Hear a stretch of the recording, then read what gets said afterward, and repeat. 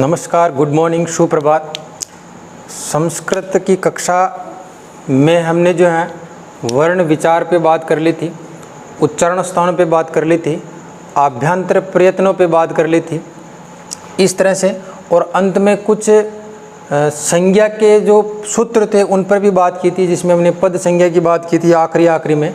इसके अलावा हमने जो है संहिता संज्ञा की बात की थी, सवर्ण संज्ञा की बात की थी। तुल्यस्य च प्रयत्नम सवर्णम, उसका एक सूत्र था कि भाई सवर्ण संज्ञा किन किन की हो सकती है, वैसा उसका किस तरह का प्रश्न आया था, इस पर हमने बात की थी कि जिनका उच्चारण स्थान और आभ्यंतर प्रयत्न समान हो उनकी सवर्ण संज्ञा होती है। उसका सूत्र तुल्यस्य प्रयत्नम एक सूत्र होता है।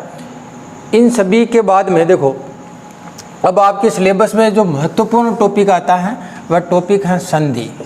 बड़ा शानदार और गजब का टॉपिक है, और निश्चित रूप से आपकी जो सिलेबस में इस टॉपिक से कम मान करके चलिए 5 प्रश्न तो निश्चित रूप से आने वाले हैं। 5 प्रश्न कम नहीं होते हैं, और ज़्यादा से ज़्यादा मैंने पेपरों का थोड़ा सा देखा था, उसमें कम से कम प्रत्येक पेपर में 4 से 5 प्रश्न हर पेपर में आ रहे हैं, और एक पेपर में 7 प्रश्न भी संधि से आए हुए हैं। अब ये परीक्षा के पेपर बनाने वाले पर निर्भर करता है कि भाई वो प्रश्न 5 देख, 7 देख, 6 दे, लेकिन यूँ कम से कम 5 प्रश्न तो आप मान करके चलिए।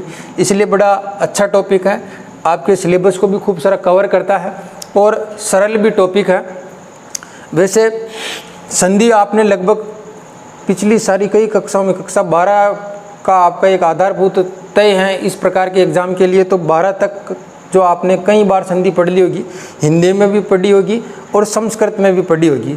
उस संधि को हम परीक्षा की दृष्टि से किस किस तरह के प्रश्न बन सकते हैं और परीक्षा के हिसाब से हम पढ़ना आज शुरू करेंगे। देखो, जो संधि शब्द होता है, सबसे पहले हम इस पर बात करते हैं। संधि का मतलब होता है मिलाना, यह आपने पढ़ा होगा। वर्णों के मेल को संधि कहते हैं, ऐसी भी आपने परिभाषा खूब रट करके याद कर रखी होगी।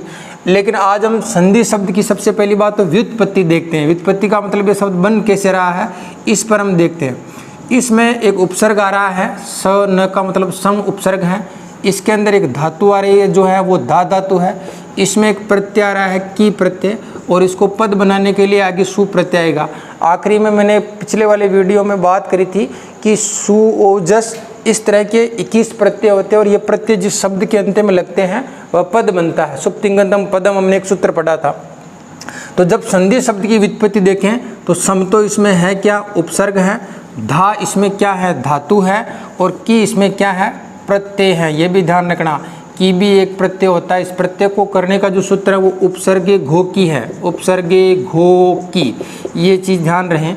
उपसर्गे घो की से जो है उपसर्ग साथ में हो, और घू संज्ञा यानी दा और धा धातु की घू संज्ञा होती है, उनसे की प्रत्यय होता है।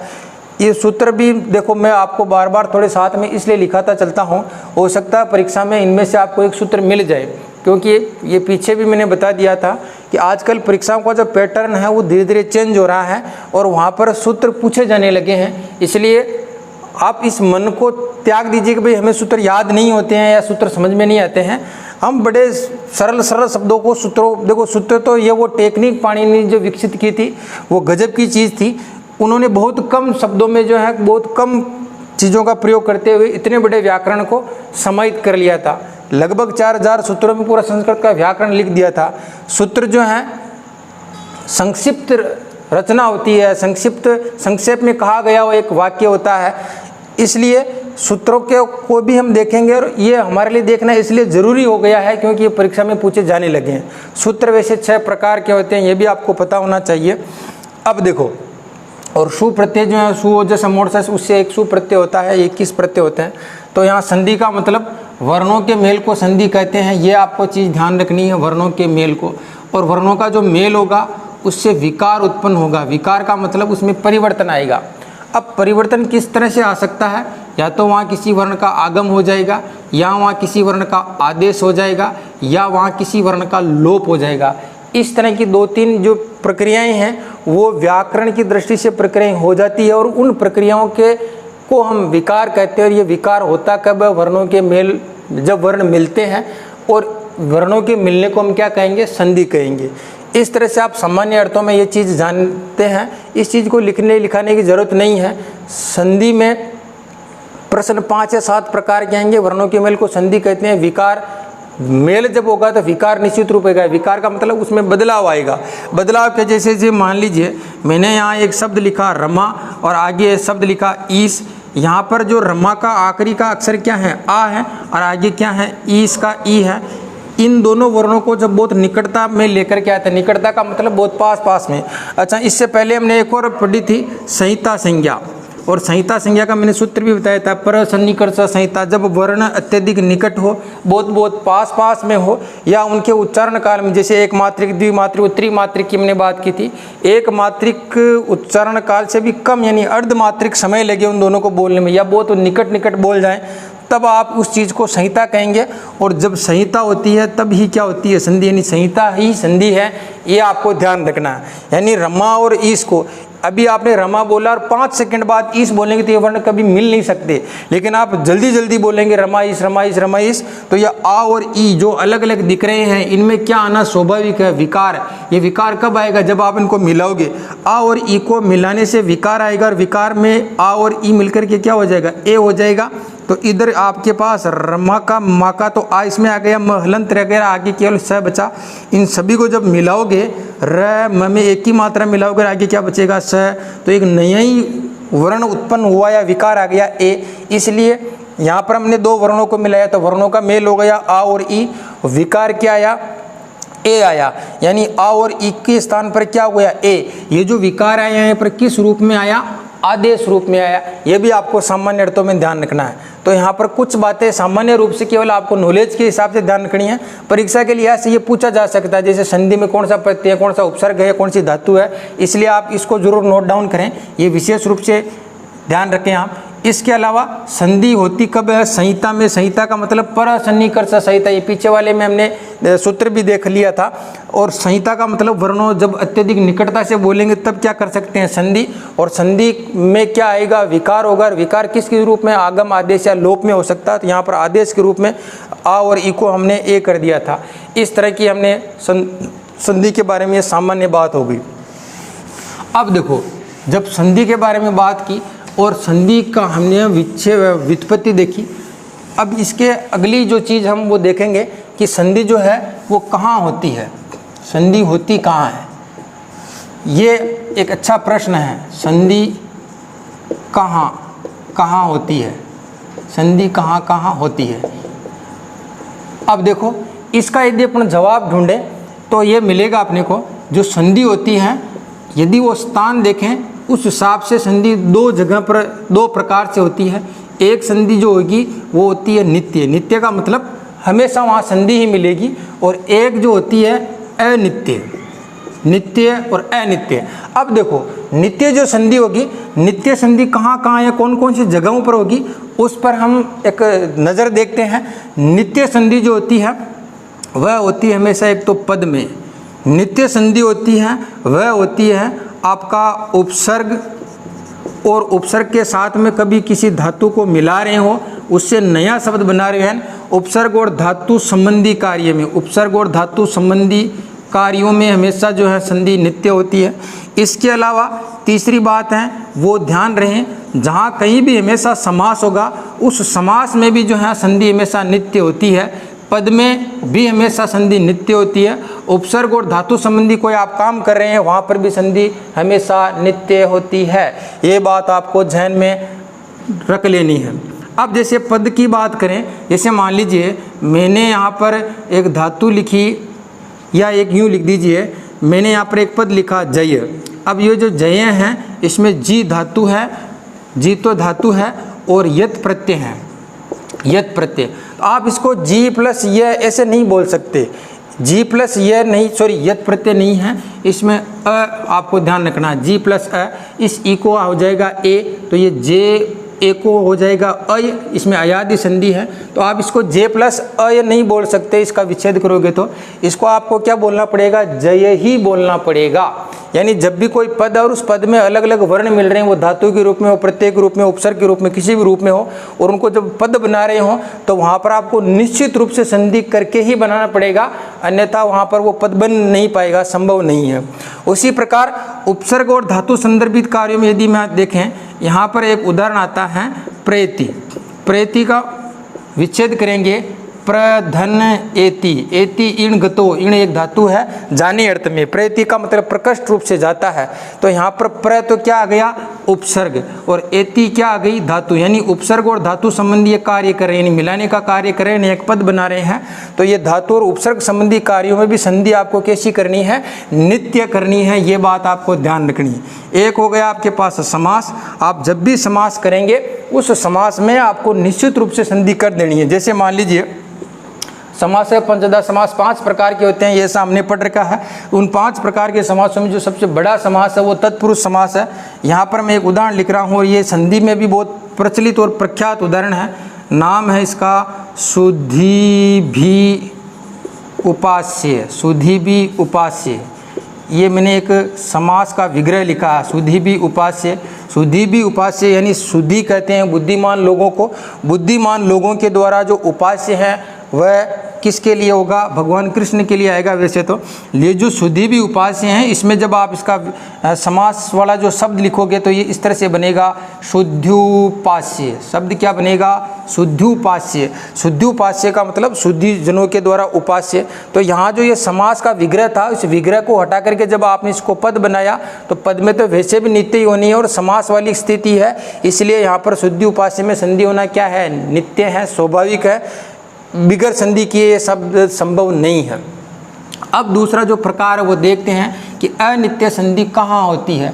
अनित्य संधि विशेष रूप से जो होगी वो केवल और केवल कहाँ पर होगी, वाक्य में होती है। वाक्य में जो करने वाला या बोलने वाला या लिखने वाला जो वक्ता होता है वाक्य का, उस वक्ता की इच्छा पर निर्भर होती है। जैसे मान लीजिए मैं एक हिंदी का वाक्य बोल रहा हूँ, मैं नहीं जाऊँगा, इसकी आप संस्कृत बनाएंगे तो क्या बनेगी, अहम न गमिष्यामि, ऐसा ही तो कहेंगे। लेकिन मैं इसको अहम न गमिष्यामि ऐसा नहीं कह करके न अहम गमिष्यामि ऐसा भी तो कह सकता हूँ, न अहम गमिष्यामि।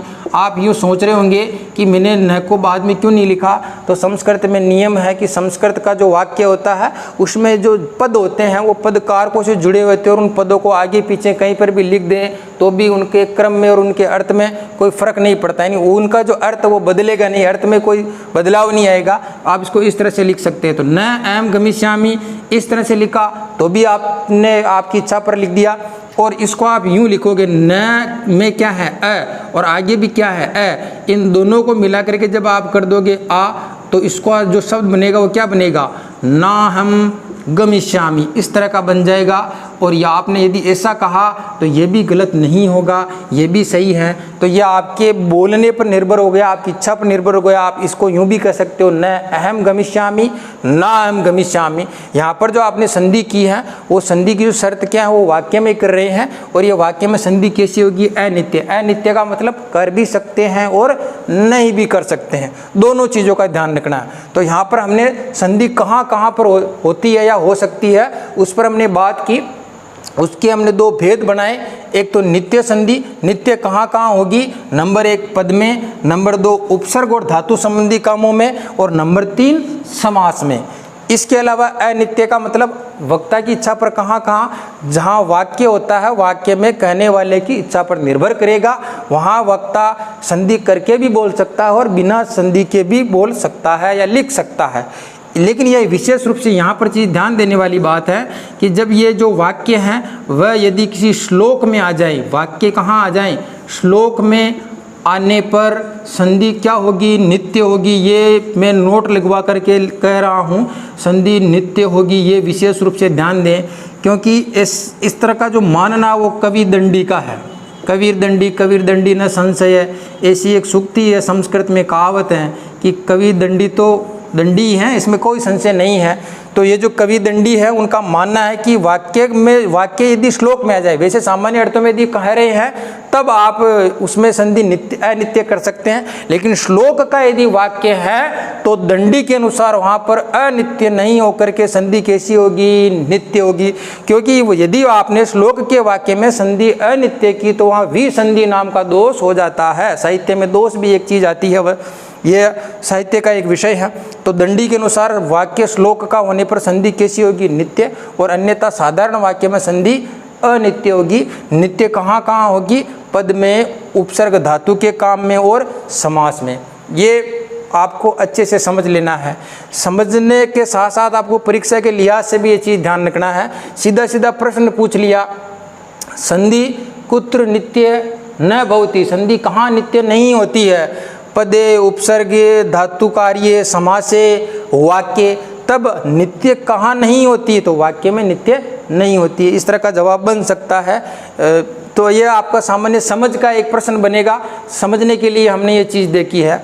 अब आगे चलते हैं। देखो यहाँ पर हमने संधि कहाँ कहाँ होती है इस चीज़ को डिटेल से देखा, आपने निश्चित रूप से समझा भी होगा। अब संधि कहाँ होती है ये हमने देख लिया।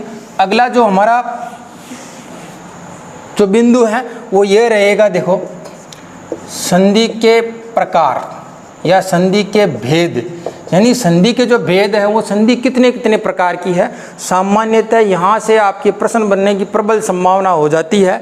यहाँ पर जो संधि के भेद होंगे, संधि के जो प्रकार होंगे वो आप सभी जानते होंगे। आपने कक्षा जब से संधि पढ़ना शुरू किया 6, 7, 8, 9, 10, 11, 12 में संधि के जो भेद है वो आपने पढ़ा होगा। हल संधि, स्वर संधि और विसर्ग संधि, 3 प्रकार की संधि पढ़ते आए होंगे। लेकिन यहाँ पर देखो संस्कृत व्याकरण है, यहाँ पर प्रत्येक चीज़ का स्पष्टता से प्रमाण सहित दिया हुआ मिल सकता है आपको। यहाँ जो संधि के भेद हैं वो आपको विशेष रूप से कितने ध्यान रखने हैं, 2। देखो 2 जो भेद ध्यान रखने हैं, एक तो आपको याद रखना है सिद्धांत कौमुदी के अनुसार। सिद्धांत कौमुदी के अनुसार ये जो सिद्धांत कौमुदी पुस्तक है, ये पुस्तक है किसकी, भट्टोजी दीक्षित की। ये भी आपको याद रखना है। ऐसा भी प्रश्न पूछा गया है, लघु सिद्धांत कौमुदी जो है वो किसकी रचना है, ऐसा प्रश्न आपके संस्कृत में पूछ लिया गया है। तो यहाँ लघु सिद्धांत के अलावा सिद्धांत कौमुदी भी पूछी जा सकती है। तो जो भट्टोजी दीक्षित हैं उनकी ये रचना है सिद्धांत कौमुदी।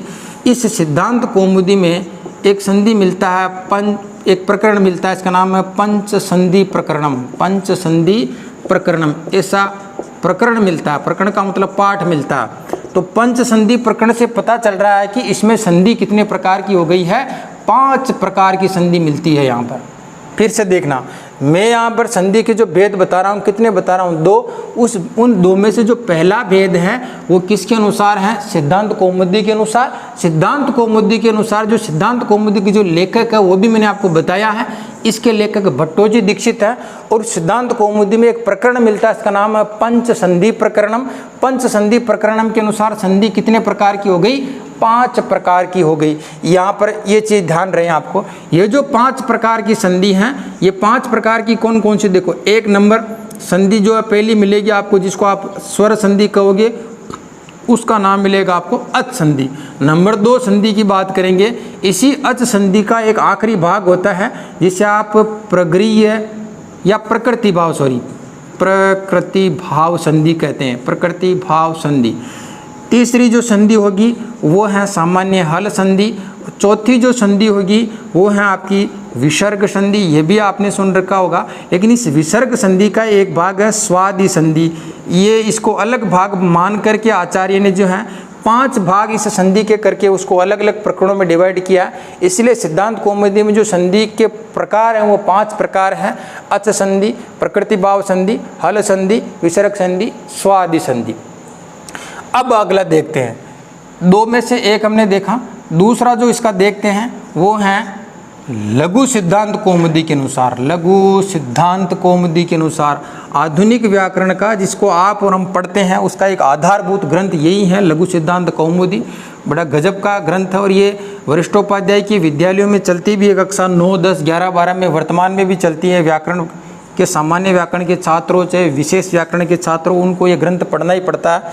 इस ग्रंथ को पढ़े बिना हम आगे आगे के विषयों में प्रवेश नहीं ले सकते व्याकरण में। तो ये जो लघु सिद्धांत कौमुदी हैं, जैसे इसके रचयिता भट्टोजी दीक्षित हैं, उसी तरह इसके जो रचयिता मिलेंगे आपको वरदराजाचार्य, इनका जो नाम मिलेगा वरदराजाचार्य।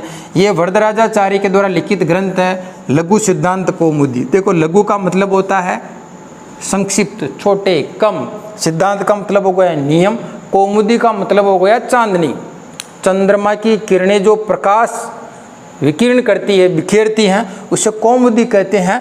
तो यहाँ पर छोटे छोटे नियमों का, व्याकरण के सिद्धांतों का प्रकाश रूपी जो ग्रंथ लेकर के आए हैं, वो कौन लेकर के आए? वरदराजाचार्य। और साधारण जो व्याकरण के नियमों का जो प्रकाश लेकर के आए वो भट्टोजी दीक्षित। और ये दोनों जो पुस्तकें हैं वो कहाँ से आई है? अष्टाध्यायी से। ये भी बात आपको ध्यान रखना है, अष्टाध्यायी नामक ग्रंथ से। अष्टाध्यायी ग्रंथ में मैंने कहा 3978 सूत्रों को संक्षिप्त करके सिद्धांत कौमुदी, फिर इन्हीं का एक और बीच का भाग और है मध्य सिद्धांत कौमुदी, और फिर है लघु सिद्धांत कौमुदी। तो लघु सिद्धांत कौमुदी के वरदराजाचार्य, सिद्धांत कौमुदी के भट्टोजी दीक्षित। ये सिद्धांत कौमुदी का नाम इसलिए लिखा है कि सिद्धांत कौमुदी में संधि के कितने प्रकार? 5 प्रकार। 5 प्रकारों में वही संधि है, लेकिन उसके कुछ 2 भाग अलग अलग, जैसे अचसंधि, अचसंधि का एक भाग प्रकृति भाव, इसको अलग माना। हल संधि, हल संधि के बाद विसर्ग संधि, और विसर्ग संधि के बाद में इसी का एक भाग और है स्वादि संधि। यहाँ पर लघु सिद्धांत कौमुदी में जो संधि के मूलतः 3 प्रकार बताए गए हैं। तो परीक्षा में प्रश्न आपको इस तरह से ध्यान रखना, लघु सिद्धांत कौमुदी के अनुसार संधि के कितने प्रकार हो गए? साधारण 3 है। यदि वो प्रश्न में इसका उल्लेख करें, सिद्धांत कौमुदी के अनुसार संधि कतिदा या संधि कितने प्रकार की होती है, तब आपको 5 प्रकार नाम लेना। अन्यथा साधारण अर्थों में पूछे तो आपको कितना बताना है? 3 बताना है। वो 3 के कौन कौन से जो आपने अभी तक शुरू से पढ़ते आए हैं? पहली संधि हो गई अच संधि, दूसरी संधि हो गई आपकी हल संधि, और तीसरी हो जाएगी आपकी विसर्ग संधि। इस तरह से संधि के यदि प्रकारों की बात करें तो वो हमारे पास कितने प्रकार मिल जाएंगे? 3 प्रकार, अच, हल और विसर्ग। तो यहाँ पर हमने संधि के विभिन्न भेद पढ़े। सिद्धांत कौमुदी के अनुसार देखा, लघु सिद्धांत कौमुदी के अनुसार देखा। सिद्धांत कौमुदी के रचयिता हमने भट्टोजी दीक्षित की बात करी। इसमें पंच संधि प्रकरण का उल्लेख मिलता है, और इस बात से ये चीज़ प्रमाणित होती है कि इस पंच सिद्धांत कौमुदी में संधि 5 प्रकार की है। और लघु सिद्धांत कौमुदी के उल्लेख में हमने देखा इसके रचयिता जो वरदराजाचार्य, और इसमें 3 प्रकार की, त्रिविध यानी 3 प्रकार की संधि का उल्लेख मिलता है। वो कौन कौन सी हमने देखी थी। अब इन संधि के भेदों में हम जो संधि पढ़ेंगे सबसे पहले आपके परीक्षा के लिहाज से वो देखेंगे। देखो अच संधि, ये भी आपको विशेष रूप से ध्यान रखना है। अच संधि जब हम पढ़ना शुरू करते हैं तो इसमें देखो बड़ा सीधा सा है। अच को हम हिंदी में स्वर भी कहते हैं, जैसे आप स्वर संधि भी कह सकते हो। अब अच संधि या स्वर संधि, संधि का मतलब वर्ण का मेल हो जाएगा, और अच का मतलब स्वरों का, यानी अच के साथ में क्या आएगा? अच आएगा, और उनका जब संहिता होगी या मेल होगा तब उस संधि को हम अच संधि कहेंगे। लेकिन यहाँ ये चीज़ जानने से पूर्व हम थोड़ा सा इसके पीछे चलते हैं। ये जो संधि होती है इसके भी कई बार प्रकार पूछ लेते हैं। एक बार इसके प्रकारों को थोड़ा सा हम डिटेल से देख लेते हैं। अच संधि के प्रकारों में लघु सिद्धांत कौमुदी के अनुसार यदि पहली संधि पूछे, या पहली संधि जो दे रखी है वो संधि दे रखी है यण संधि, पहली संधि यण संधि। उसके बाद देखो नंबर 2 पर बात करेंगे, वो संधि मिलेगी आपको वृद्धि संधि। नंबर 3 पर बात करेंगे, उस संधि का नाम मिलेगा आपको गुण संधि। नंबर 4 की बात करेंगे, यण हो गया, वृद्धि हो गई, गुण हो गई। यहाँ पर बात करेंगे पर रूप संधि। यहाँ पर एक और संधि की बात करेंगे, इसका नाम मिलेगा आपको पूर्व रूप संधि। यहाँ पर एक और संधि की बात करें, इसका नाम आपको मिलेगा अयादि संधि, अयादि संधि। और यहाँ पर एक और संधि की बात करेंगे, इसका नाम मिलेगा दीर्घ संधि, दीर्घ संधि। देखिए 7 संधियाँ हो गई है। पहली संधि हमने देखी यण, वृद्धि, गुण, पर रूप, पूर्व रूप, अयादि, दीर्घ संधि, और 8वीं और आखिरी संधि इसका नाम है प्रकृति भाव संधि। ये प्रकृति भाव संधि जो पंच संधि प्रकरण में अलग संधि मानी गई, लेकिन यहाँ पर उसी में इसको दिया गया प्रकृति भाव संधि। अब देखो मैंने आपको फिर से कहा था कि आजकल सूत्र पूछने का ट्रेंड है। यदि अपन यण संधि की बात करें, इसके यदि सूत्र की बात करें, हम पहले इसको देख लेते हैं सीधा सीधा सरल सरल भाषा में। यदि यण संधि के सूत्र की बात करें तो यण संधि का जो सूत्र मिलता है वो मिलेगा आपको इको यणचि। सूत्र का नाम क्या है? इको यणची, इको यणची हो गया। वृद्धि संधि के सूत्र की बात करें, इसका सूत्र मिलेगा आपको वृद्धि रेची। वृद्धि संधि का जो सूत्र है वो कौन सा मिलेगा, वृद्धि रेची। हो सकता है यहीं से प्रश्न आपका बन जाए, यण संधि का सूत्र कौन सा है या इको यणची सूत्र से कौन सी संधि होती है। तो ये भी आपको सामान्य अर्थों में, इनको जब बार बार हम थोड़ा देखते रहेंगे तो आपके जहन में चीज़ें आने लग जाएगी। जब एक एक संधि अपन पढ़ेंगे तो इन सूत्रों को थोड़ा सा देख करके इसमें क्या नियम है वो इसको हम समझते हुए चलेंगे। फिर आता है गुण संधि। गुण संधि का जो सूत्र है वो आद गुण है। इसके अलावा फिर पररूप संधि का जो उदाहरण आता है वो आता है, देखो एक तो पूर्व रूप आता है, पूर्व रूप का आता है एंग पदांता दति, एंग पदांता दति। और इसका जो पूर्व रूप संधि का जो सूत्र आएगा वो आएगा एंगी पर रूपम, एंगी पर रूपम, पर रूपम। ये पर रूप संधि का हो गया। पूर्व रूप का एंगे पदांता दति हो गया। अयादि संधि का जो सूत्र है वो बड़ा प्रसिद्ध है, आपको कई सारों को याद भी होगा, एचो यवा यावे, एचो यवा यावे। सूत्र का नाम फिर बोल रहा हूँ, एचो, इसको आप ए बोल सकते हो, एचो यवा यावे। दीर्घ संधि का भी आपने बहुत पुस्तकों में पढ़ लिएगा। अब तो सामान्य जो पुस्तकें होती है जनरल विद्यालयों की, उनमें भी जहाँ जहाँ संधि है वहाँ सूत्रों के माध्यम से संधि दे रखी है, इसलिए आपको सूत्रों से थोड़ा सरोबार होना चाहिए, रूबरू होना चाहिए, आपको जानकारी में आनी चाहिए। दीर्घ संधि का जो सूत्र है वो मिलेगा आपको अक सवर्णे दीर्घ, अक सवर्णे दीर्घ। फिर देखिए प्रकृति भाव जो संधि है, इस प्रकृति भाव का एक सूत्र मिलता है प्लुत प्रग्रीय अचिनित्यम, प्लुत प्रग्रीय अचिनित्यम, प्लुत प्रग्रीय अचिनित्यम। परेशान होने की ज़रूरत बिल्कुल भी नहीं है, दिमाग पर लोड डालने की, जोर डालने की ज़रूरत बिल्कुल भी नहीं है, बड़े आसानी से इनको देखना है। यण संधि का इको यणची, सूत्र में यण आ रहा, आप आराम से पकड़ लोगे। वृद्धि संधि में वृद्धि रेची में वृद्धि आ रहा है। परेशानी आपको यहाँ हो सकती है, ऑप्शन में ऐसा भी मिल जाए वृद्धि राधेच। यदि ऑप्शन में जैसे उदाहरण दिया कि वृद्धि संधि का सूत्र कौन सा है, वहाँ ऑप्शन आया वृद्धि रेची, वृद्धि राधेच, एंगी पर रूपम, एंग पदांता दति, ऐसा आ गया तो इनको तो आप वैसे भी सोचोगे भाई ये तो है ही नहीं। अब कंफ्यूज आपका यहाँ पर हो जाएगा, तो ध्यान देना वृद्धि राधेच जो सूत्र है वह करता है वृद्धि संज्ञा, और वृद्धि रेची जो सूत्र हैं ये करता है वृद्धि संधि। संधि और संज्ञा अलग अलग, संज्ञा का मतलब है नाम बताता है कि वृद्धि कौन कौन से आएंगे। इसको अब जब संधि पढ़ेंगे तब अलग से इन पर थोड़ी सी चर्चा करेंगे।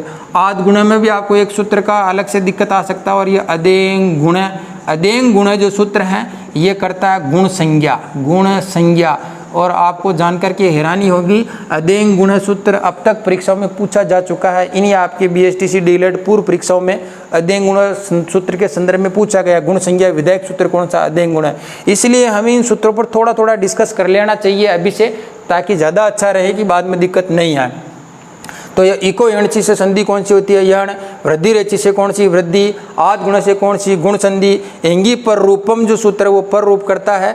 एंग पदांता दति पूर्व संधि के संदर्भ में है। एचो यवा याव अयादि संधि के संदर्भ में। अक सवर्णे दीर्घ सूत्र दीर्घ संधि, और प्लुत प्रक्रिया चिनित्यम जो सूत्र है वो प्रकृति भाव संधि के संदर्भ में है।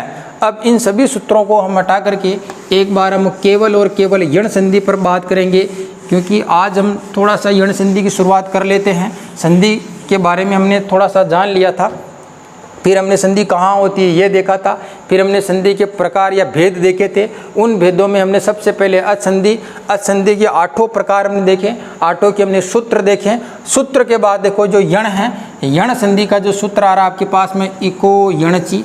इको यणची सूत्र ये कह रहा है इक स्थाने यण शाद अचि सहितायाम विषये, अचि सहितायाम विषये।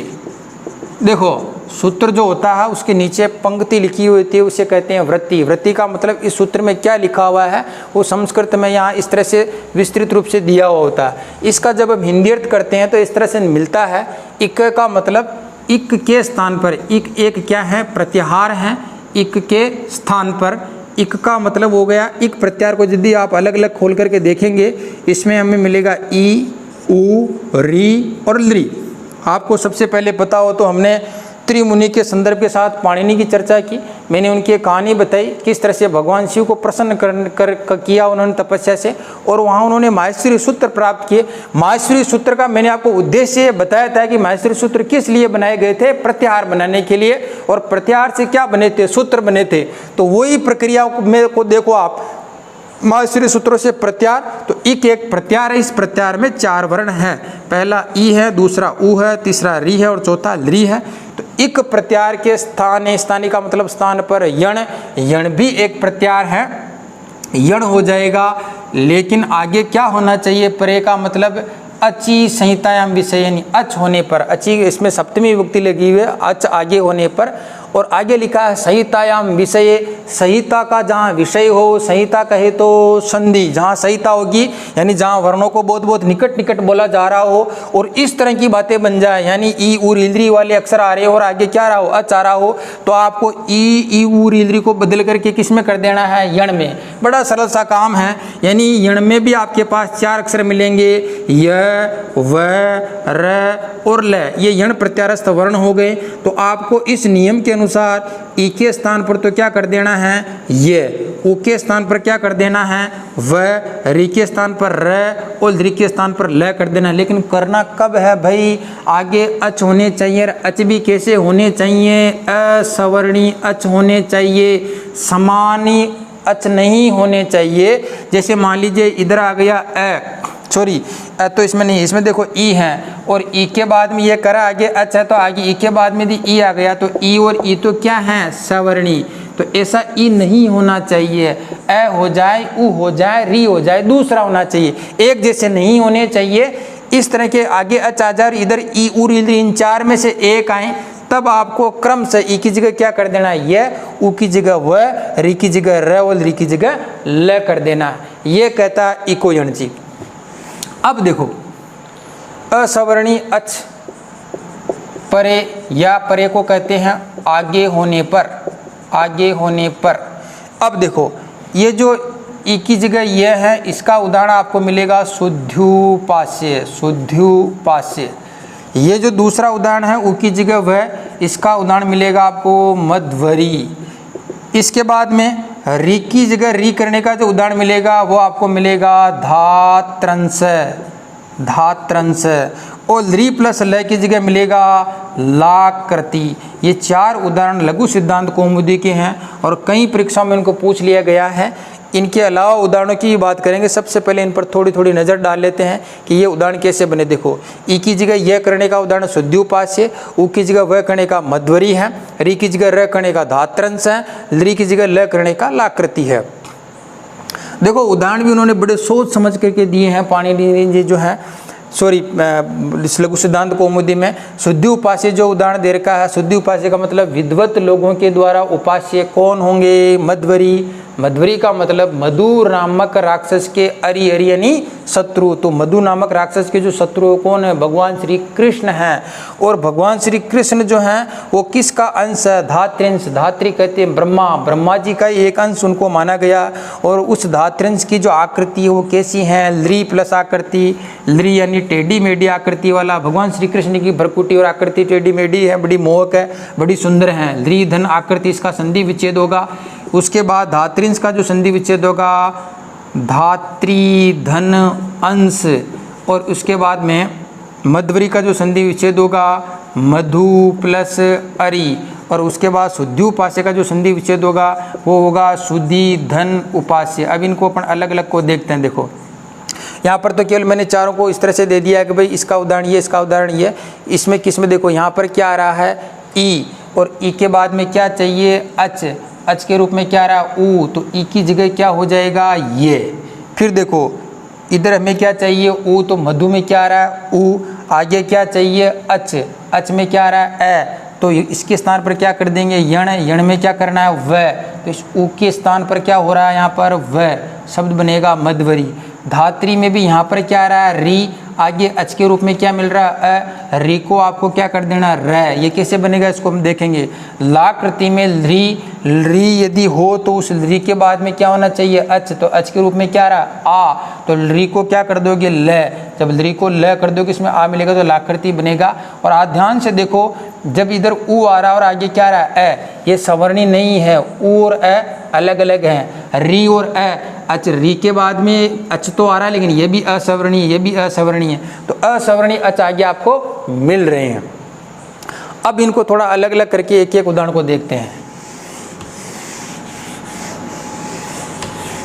आप सब इसको नोट जरूर कर लें, लिखते हुए चलें, नियम को समझते हुए चलें। आपने नियम समझ लिया, निश्चित रूप से मैं कह रहा हूं आपका उदाहरण कभी गलत होगा ही नहीं, और निश्चित रूप से आप इस संधि से जुड़े हुए किसी भी प्रश्न को आराम से हल कर दोगे। यहाँ पर हमने पहला शब्द जो देखा था वो देखा था सुधि धन उपास्य। सुधि धन उपास्य में हमने ये देखा था, ये जो सुधि है इसमें ई की जो मात्रा है और आगे क्या है उ है, तो आगे एच है, तो इस ई की जगह हम क्या कर लेंगे यह, इधर क्या बचा सु और आगे क्या बचा ध। ध्यान देना आधा हो गया है और हमने इससे क्या निकाल लिया था ई, तो ई की जगह तो क्या हो गया ये, आगे क्या है उ और आगे क्या लिख देंगे पास्य।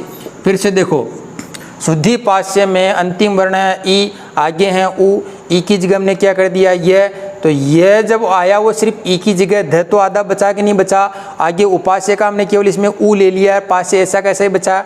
इन सबको यदि मिला करके लिखेंगे, सु आधा ध को हम इस तरह से लिख देंगे, ये आधा है इसमें उ इधर पीछे मिला हो तो क्या बनेगा यू पास्य, शब्द क्या बन जाएगा शुद्धु पास्य बन जाएगा। ये भी संस्कृत में सही है, लेकिन ये कुछ कुछ जगह आपको इस तरह का भी मिल सकता है शुद्धु पास्य, यानी आपको यहाँ पर बीच में द और मिल जाएगा। ये भी शुद्ध हैं और ये भी शुद्ध हैं, दोनों ही चीज़ें ध्यान रखना है। अनचिच नाम का एक सूत्र आता है, वो ध को द्वित्व कर देता है विकल्प से, तो जहाँ द्वित्व होता है वो ऑप्शन में आपको ये भी मिल सकता है, ये भी मिल सकता है, दोनों ही सही हैं। उसमें आप ऐसा समझना नहीं कि भाई सर ने द तो लिखा ही नहीं है, तो ये दोनों ही बता रहा हूँ आपको, ये भी सही और ये भी सही है। दूसरे नंबर का जो उदाहरण है आपका वो है मध्वरी, मधु धन अरी। यदि ऐसा आपका विच्छेद आए तो इसमें देखिए मधु अरी में जो मैं में ध है, ध में क्या है उ है सॉरी, और उ के बाद क्या है ए है, इस उ को आप क्या करोगे वह, आगे अरी का ऐसा का ऐसा रह जाएगा, इधर आपके मैं और ध कैसा रह जाएगा आधा रह जाएगा। जब आधा रह जाएगा तो ये इस तरह का बनेगा ध, वह में ए की मात्रा मिलती है वह पूरा, आगे क्या बना री, क्या बन गया मध्वरी बन गया। मधु के उ को हमने क्या कर लिया वह, और ध जो उ की मात्रा थी वो ध कैसा रह गया आधा। ये चीज़ ध्यान दे आप, जो व्यंजन वर्ण है उस व्यंजन वर्ण में आगे स्वर है तो वो पूरा लिखा जाता है, और स्वर को यदि हट जाएगा तो वह आधा लिखा जाएगा। अब इस उ नामक स्वर पर हमने वह कर लिया, तो वह ये दोनों व्यंजन है इसलिए हमने ध को आधा और वह में ए की मात्रा मिला करके मध्वरी बना दिया। मध्वरी का एक रूप अनचिच सूत्र से मध्वरी ऐसा भी बनता है, ये भी आपको ध्यान रखना है, ये भी शुद्ध और ये भी शुद्ध है, दोनों को ही आपको ध्यान रखना है। तीसरा जो आपने उदाहरण देखा था वो उदाहरण क्या था धात्रिंश, धात्रिंश धात्री प्लस अंश है, धात्री प्लस अंश है। धात्री अंश का में त्रि में जो क्या है मिला हुआ है री है, अंश का आगे क्या है ए है, तो ये जो री है इस री की जगह आपको क्या कर लेना है र। अब इधर देखो धा, यहाँ पर क्या बचा धा, ये जो त था त में से आपने री के तो जगह र कर लिया, ये त आधा बच गया, आगे आपके पास अंश का ए और आगे श ऐसा का ऐसा ही बच जाएगा। ऐसे त और र को यदि संयुक्त स्वर बनाते हैं तो ऐसा त्र बन जाता है, इसमें ए की मात्रा भी मिला दीजिए, शब्द बन जाएगा धात्रंश। फिर से बना करके दिखा रहा हम, देखो धात्री अंश में जो त्रि का जो री है, री की जगह आपने क्या कर लिया र, हमने इको अणची में य व र कर लेना है, आगे अंश को बिल्कुल छेड़ना नहीं है, ऐसा कैसे। ये भी चीज़ ध्यान दो, हम यहाँ पर ये जो सारा काम कर रहे हैं वो पूर्व वर्ण के स्थान पर कर रहे हैं। संधि का जो विच्छेद होता है इसमें प्रथम पद का जो अंतिम वर्ण होता है इसे हम कहते हैं पूर्व वर्ण, और इस वाले को कहते हैं पर वर्ण, पर का मतलब बाद वाला। तो ये जो परिवर्तन कर रहे हैं हम पहले पहले वाले में कर रहे हैं, आगे को बिल्कुल छेड़ नहीं रहे हैं, ऐसा का ऐसा ही है। तो री की जगह र कर देंगे तो ये इस तरह से बनेगा धा, और त्रि में से री अलग निकला और त अलग बच गया, तो ये इस तरह का त, र और अ। आप संस्कृत संयुक्त जो वर्ण लिखेंगे तो इसमें 3 अक्षर हैं, त भी है, र भी और अ भी है। उसी तरह जैसे आप श लिखते हैं इसमें क भी है, श भी है और क्या है, अ भी है। उसी तरह आप जो य लिखते हैं उसमें ज भी है, य भी है और अ भी है। इन 3 वर्णों के वर्णने से ये जो तीनों वर्ण मिले हैं इनको हम कौन से वर्ण कहते हैं, संयुक्त वर्ण कहते हैं। ये आपको ध्यान रखना है। ये जो संयुक्त वर्ण है उनमें से एक तरह यहाँ पर आया तो देखो यहाँ पर त भी आ गया, र भी आ गया और आगे अ चाहिए तो ये इस अ को हमने इसमें मिला लिया।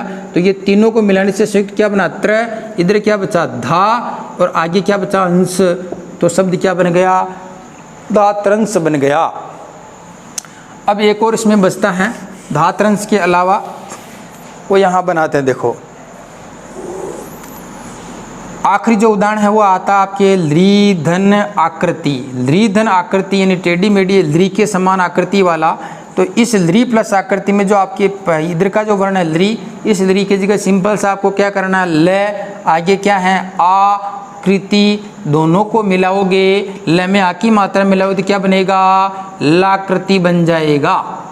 तो देखो हमें इधर क्या क्या चाहिए था, ई, ऊ, री और ली। आगे क्या चाहिए था, अच। ई की जगह क्या करना, य, व, र और ली की जगह क्या करना, ल। तो ली की जगह हमने क्या कर दिया, ल।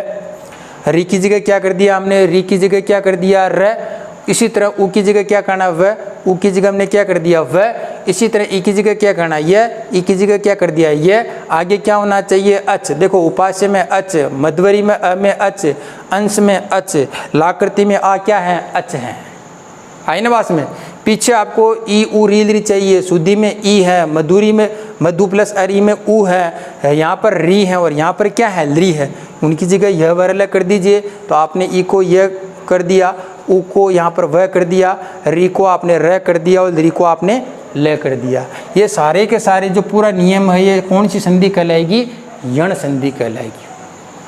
अब देखो, अब आपको यहाँ पर करना क्या है, जैसे मान लीजिए शुद्धि उपास्य आ गया। यहाँ पर मैं एक और उदाहरण लिख देता हूँ। जैसे एक शब्द आता है, उपसर्ग आता है प्रति, आगे एक पद आता है एक। इसको आप मिलाओगे और ध्यान दोगे क्या यण संधि के नियम को पूरा कर रहा है कि नहीं कर रहा है। तो देखिए आपको इधर तो क्या चाहिए, 4 में से एक में से ई, ऊ, री, ली।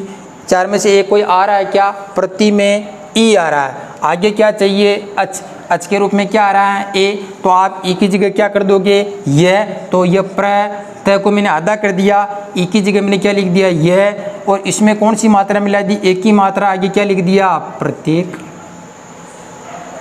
उसी तरह देखिए एक और पद बन सकता है, यदि प्लस अपि। यदि प्लस अपि की बात करूं तो देखो इधर हमें क्या चाहिए, ई, ऊ, री, ली में से यदि में आखिरी में क्या आ रहा है, ई। आगे क्या चाहिए, अच। तो ई की जगह क्या कर दोगे, यह। तो देखो यह द आधा कर दिया, ई की जगह आपने यह कर दिया। आगे आपके पास अपि है। इस द और यह को आप जैसे विद्यालय लिखते हैं उसी तरह यद्यपि लिख सकते हैं और अलग अलग भी लिख सकते हैं, कोई दिक्कत नहीं। इन दोनों को मैं मिला करके लिखूं तो यह द और यह को मिला करके ध्य, ये अब इसमें मिल जाएगा, यद्यपि पद बन जाएगा। इस तरह के जो अलग अलग उदाहरण आएंगे वो सारे की संधि की शर्तों को पूरा करें, यण संधि की शर्तों को पूरा कर रहे हैं। उसी तरह जैसे मध्वरी आ गया, जैसे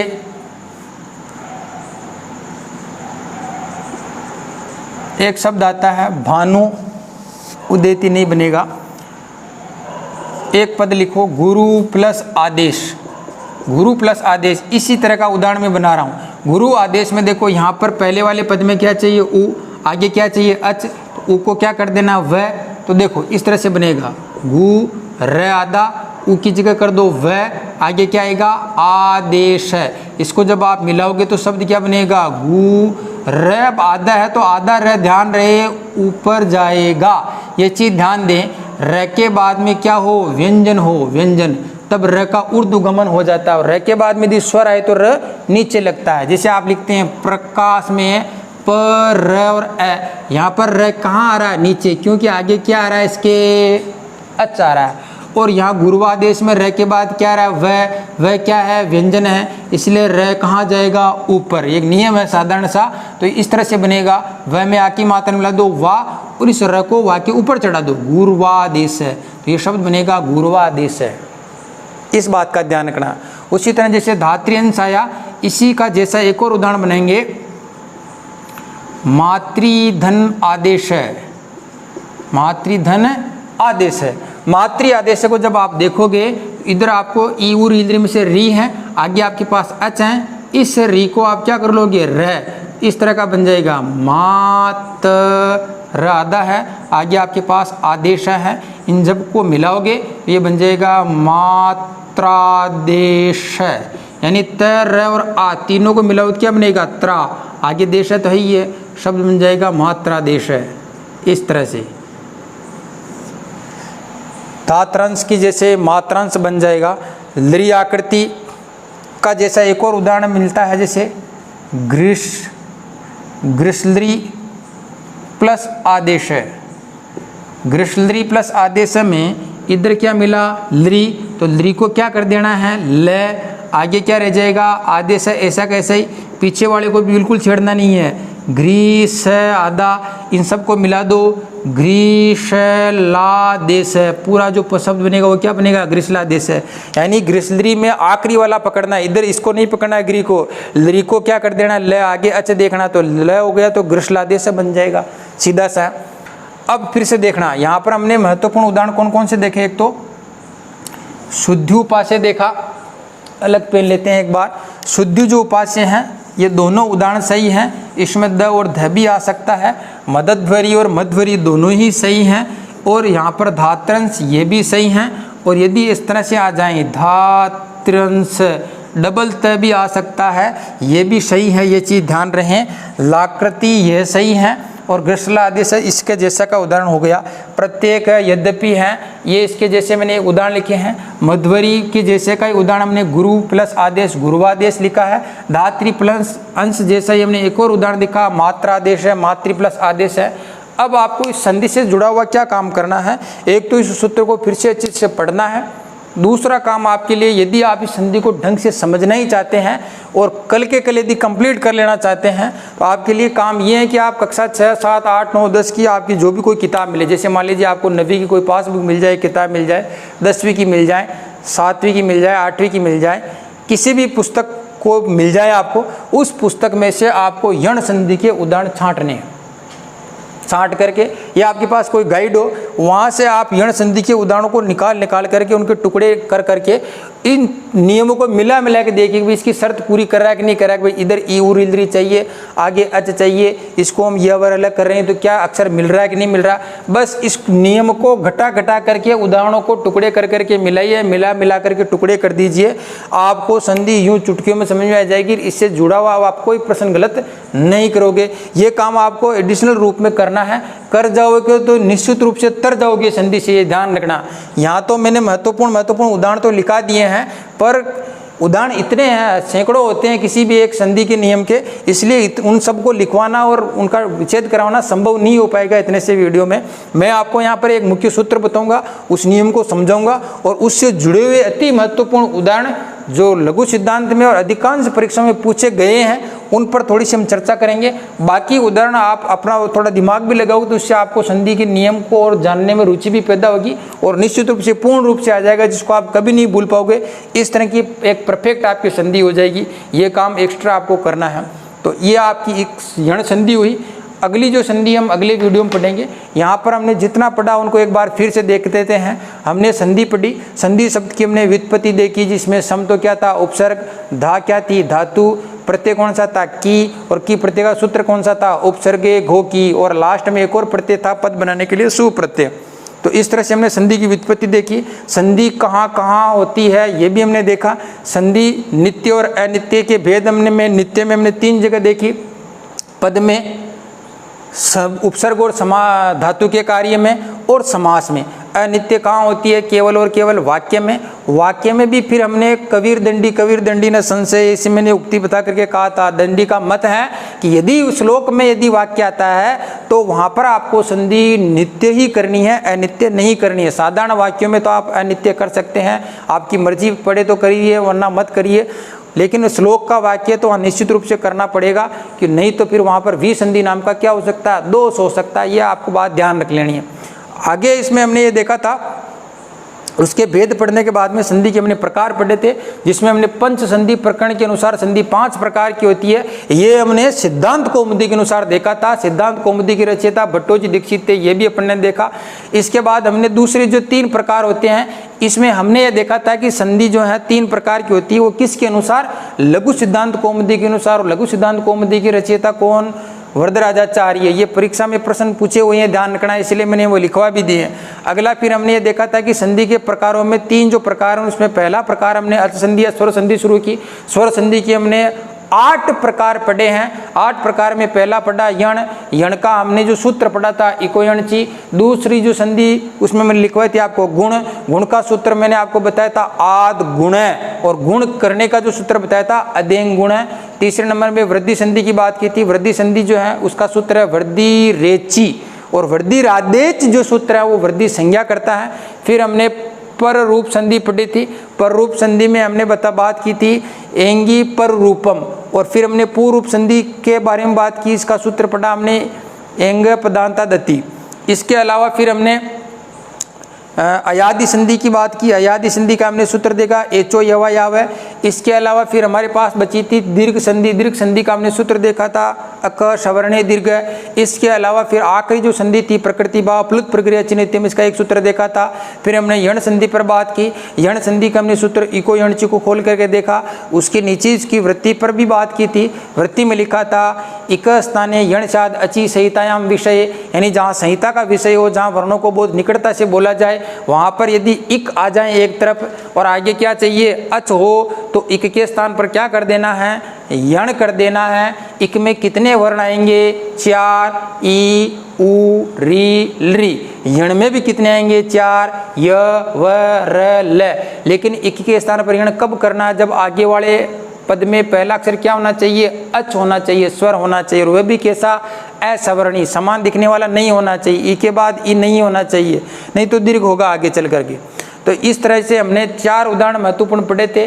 पहला पढ़ा शुद्धि उपास्य, दूसरा जो पढ़ा मध्वरी, तीसरा पढ़ा धात्रंश, चौथा पढ़ा लाकृति। इनके अलावा अन्य कुछ उदाहरणों पर भी हमने चर्चा की थी। बाकी और जो बचे उदाहरण आप अपनी पुस्तकों से, आपके पास पासबुक हो, जो कुछ भी हो, उनसे छांट करके अपनी कॉपी में इसी संधि के साथ लिखते हुए चलिए, खोलते हुए चलिए। यदि कोई उदाहरण समझ में नहीं आ रहा है, आपने और किताबों में से, गाइडों में से देखा, छांट लीजिए आप एक साथ। और एक काम और कर लीजिए, आपके पास यदि गाइड पड़ी हुई हो तो उस गाइड में से जितने पुराने जो आपके पेपर दे रखे हैं, आपकी जो पेपर की बुक आ रखी है, इस संधि को लिख करके, इसको नोट्सों को बना करके नीचे विशेष डाल करके यण संधि के जितने प्रश्न पीछे के वाले पेपरों में आए उनको लिख डालिए। एक काम तो ये कर दीजिए। और आपकी जो किताब है या गाइड है वो कुछ मिलता है तो उसमें से यण संधि के 10, 20, 50 जितने उदाहरण छांट सकते हैं छांटिए। किसी उदाहरण में आपको चीज़ समझ में नहीं आ रही कि इसका टुकड़ा क्या होगा, इसमें यण संधि होगी कि नहीं होगी, वो आप कमेंट बॉक्स में जरूर डाल दीजिए, मैं उसको पढ़ूंगा, उसका जवाब अगले वीडियो में निश्चित रूप से दूंगा। तब तक के लिए धन्यवाद। स्वस्थ रहिए, मस्त रहिए, पढ़ते रहिए।